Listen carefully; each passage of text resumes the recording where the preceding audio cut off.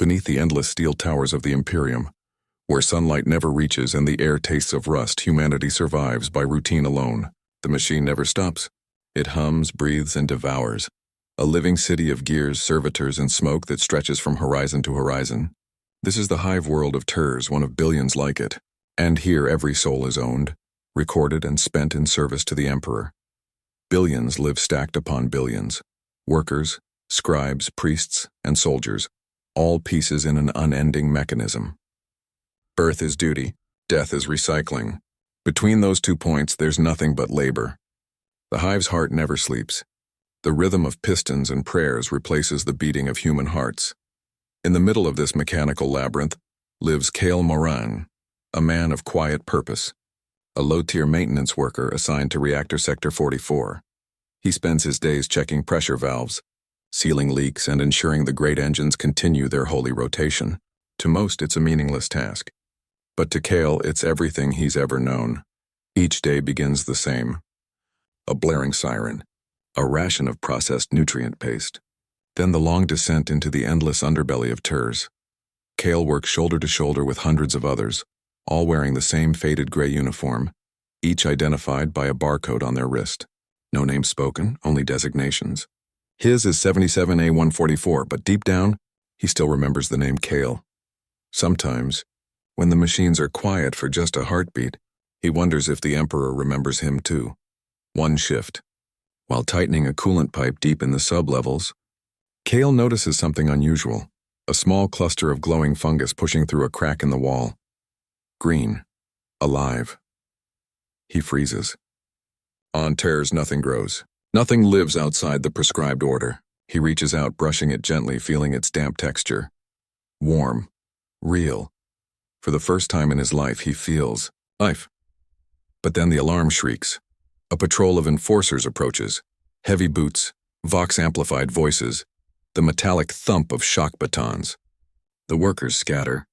Cale wipes his hands clean and stands to attention as they pass, hearts pounding in silence. The enforcers pause for a moment, scanning the area with glowing red visors. No one speaks. No one breathes. Then, just as suddenly, they move on. Cale exhales slowly. He looks back at the wall. The fungus glows faintly in the dark, as if mocking him. A secret he shouldn't have seen. That night, he can't sleep. His dorm hums with recycled air and the snores of exhausted men, but his mind keeps replaying the image of that impossible green light. He dreams of open fields, of a sky not covered in smog, of a sun that burns gold instead of red. He dreams something forbidden in a place where imagination is heresy. The next morning, during inspection, the overseer's voice echoes through the Vox speakers. Unit 77A144. Report to Administrative Level 3. Cale's stomach twists. No one from the lower levels ever goes up. He takes the lift, rising through layers of smoke and metal until he reaches the higher decks, places where the walls are clean and the lights actually work. The air smells of incense. The Adeptus Administratum clerks sit behind endless rows of data terminals, whispering prayers to the machine spirits before every keystroke. He stands there, small and trembling, as a robed figure studies him. You were observed deviating from your assigned maintenance route, the clerk says. Explain. Cale opens his mouth, but no sound comes. His throat is dry, his palms sweat. I noticed a breach, he lies. I was checking for contamination. The clerk studies his expression, then nods. Very well. Continue your duties. And remember, the Emperor sees all. As Cale turns to leave, he feels the weight of a dozen eyes on his back. Eyes that record. Eyes that judge. He knows then that his life will never be the same. Because the moment he saw that green glow, a part of him awoke. Something that should have stayed asleep. Back in the tunnels, the machines roar again, drowning his thoughts. But beneath the noise, a seed has been planted. A secret curiosity, a dangerous hunger. He keeps glancing toward the place where the fungus grew, but it's gone now. The wall has been sealed with fresh metal plating, and yet he swears he can still feel warmth beneath the surface. In the world of Turs, warmth is treason, life is deviation, curiosity is death. But Cale Moran has already taken his first step into the unknown, and somewhere deep within the hive, the machine is beginning to notice. Days pass, maybe weeks. Kale loses count because time doesn't exist in hive tours. There's only light and shadow, work and sleep, obedience and silence. But ever since that moment and that glimpse of something alive, the machine's rhythm feels different, offbeat, as if the city itself is whispering just out of reach. Kale keeps his head down. He works harder than ever, but his mind drifts, haunted by questions he doesn't dare ask. What was that fungus? How did it grow in the dead heart of the hive? And why, when he touched it, did he feel something that machines could never replicate? Warmth? The thought gnaws at him like corrosion on metal. One shift, he's reassigned deeper into the underworks, a place even the enforcers rarely visit. The corridors here are old, forgotten, lined with corroded pipes and half-dead lumen strips that flicker like dying stars. His team moves cautiously, their footsteps echoing in the hollow dark. That's when they hear it. A low hum, pulsing like a heartbeat. Not the usual mechanical drone, but something slower. "Organic, stay focused," the foreman grumbles. We fix, we leave, but Kale lingers. The sound draws him, calling softly through the tunnels. Against his better judgment, he breaks formation, following the echo into an unlit passage sealed long ago by rust and neglect. The deeper he goes, the warmer the air becomes. Moist, thick, alive. And then he sees it, an entire wall covered in the same green fungus. Only this time it's everywhere, pulsing gently, almost breathing. It glows in patterns as if responding to his presence. Kale steps closer, entranced. He shouldn't be here. He knows that. Every instinct screams to turn back. But something inside him, the same spark that once made him dream of sunlight, refuses to obey. He kneels and touches the surface. Instantly, visions flood his mind. Not images, sensations. A world outside of steel and smoke. Vast forests, oceans of light, skies filled with life. For a heartbeat, he feels free, not as a worker, not as a number, but as a human being. And then, as suddenly as it came, the vision fades. He's left gasping in the dark, trembling. A voice breaks through the silence. 7A144. Someone whispers. Kale spins around, heart racing. It's one of the enforcers. Visor gleaming red, baton raised. "What are you doing here?" the enforcer demands. Kale's mouth goes dry. "Maintenance check," he stammers. I found a leak." The enforcer lowers the baton slightly, scanning the wall. "No record of this area exists," he mutters. "You're not authorized." Then his tone shifts, colder. "Report to Overseer Varen, now." Kale obeys. He knows what that means. Interrogation. Hours later, he stands in the cold glow of a single lumen lamp. Overseer Varen, tall, robed, mechanical limbs whirring, studies him from behind a desk of iron. His face is hidden behind a respirator mask, his voice filtered and emotionless. "You were found in a restricted sector," Varen says. "Explain." Kale tries to speak, but the words twist on his tongue. He remembers the warmth, the visions, the life. But how do you describe something that shouldn't exist? "I heard a sound," he finally says. "I followed it. I thought it was a machine malfunction." Varen leans closer. "A sound," he repeats. "And did you see anything unusual?" Kale hesitates. A bead of sweat slides down his temple. "No, Overseer. Just rust and old piping." Varen studies him in silence. Then he gestures to a servo skull hovering nearby. The tiny construct zooms close, scanning Kale's eyes with a crimson beam. "No deviation detected," the machine chirps. "Good," Varen says at last. "Return to your unit." "Forget this ever happened." Kale nods quickly. "Yes, Overseer." But as he turns to leave, Varen's voice follows him like a blade. "If you ever venture beyond your assignment again, you'll be recycled for component use. Do you understand?" "I understand." He leaves, but the words echo long after. Recycled for component use. The polite term for death. Back in his bunk, Kale can't sleep. The vision haunts him. Green light, fresh air, freedom. Was it a dream? A hallucination? Or something more? He starts to notice things others don't. Strange symbols etched into the walls, whispered words during prayer recitations that don't match the liturgy, glances exchanged between workers who look awake. The machine isn't silent anymore. It's speaking, calling, guiding. And for the first time in his life, Kale begins to listen. He doesn't know it yet, but his discovery has already been logged by the hive's central data core. Every heartbeat he's had since that moment, every movement, every breath recorded, observed, analyzed, because Hive TERS doesn't forgive curiosity, it studies it, and in the depths of the machine, something ancient stirs, something that remembers when men still feared the forest and the sky. Cale Morin has seen the first crack in the Imperium's perfect order. And the Imperium has seen him. Weeks have passed since the incident in the underworks. Cale Morin goes about his duties like nothing happened, silent, obedient, efficient. But inside, something has changed. He no longer moves like a cog in the great machine. He listens. He observes. He wonders. The fungus, the visions, the warmth, they've etched themselves into his soul. Every hum of the hive now sounds different, as if a voice hides within the static. Some nights, when the dorm lights dim and the workers collapse into restless sleep, Cale lies awake. Beneath the endless droning of machinery, he hears faint murmurs, not human, not mechanical.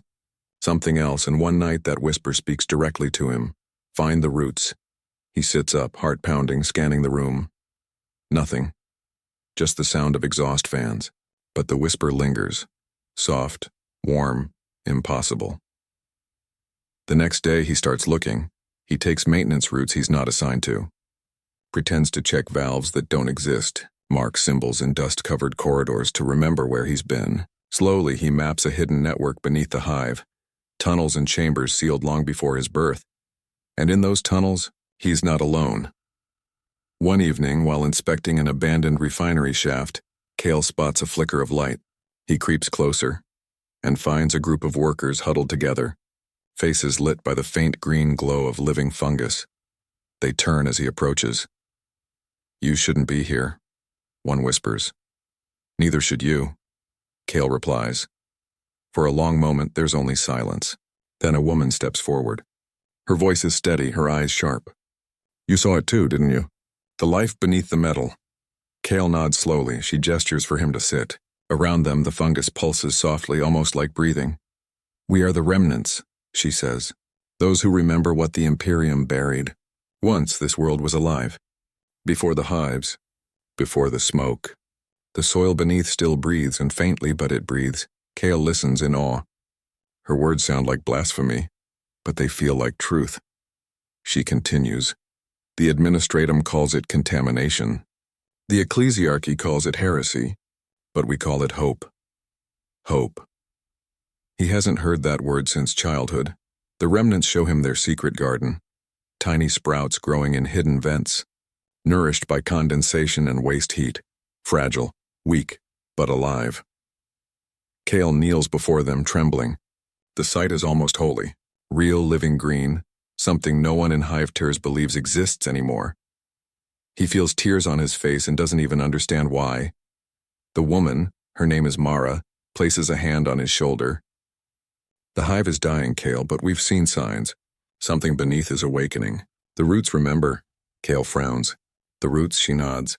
"The fungal network isn't just a growth. It's connected. It spreads through metal, through wiring, through everything. It's alive, and it's learning." He stares at her. "That's impossible." Mara smiles faintly.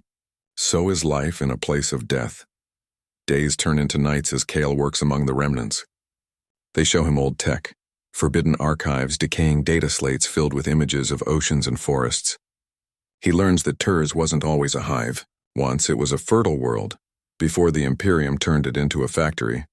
And the more he learns, the harder it becomes to return to his old life. He starts skipping work shifts, avoids surveillance zones, but he knows it's only a matter of time before the hive notices. One night, while returning from the tunnels, he finds his bunk empty, stripped clean. His barcode tag removed, his personal data wiped from the system. He no longer exists. That's when he hears the sirens. Enforcers swarm the corridors, loudspeakers blare. Containment breach detected in Sector 77A. Unauthorized biogrowth confirmed. The fungus. The remnants. Someone reported them. Cale runs. Through the tunnels. Through the heat. Through the smoke. The air burns in his lungs as lights flash crimson. He reaches the old chamber, but it's too late. The remnants are gone. Only ash remains. The fungus has been burned away, the walls sterilized with flame. He falls to his knees, shaking.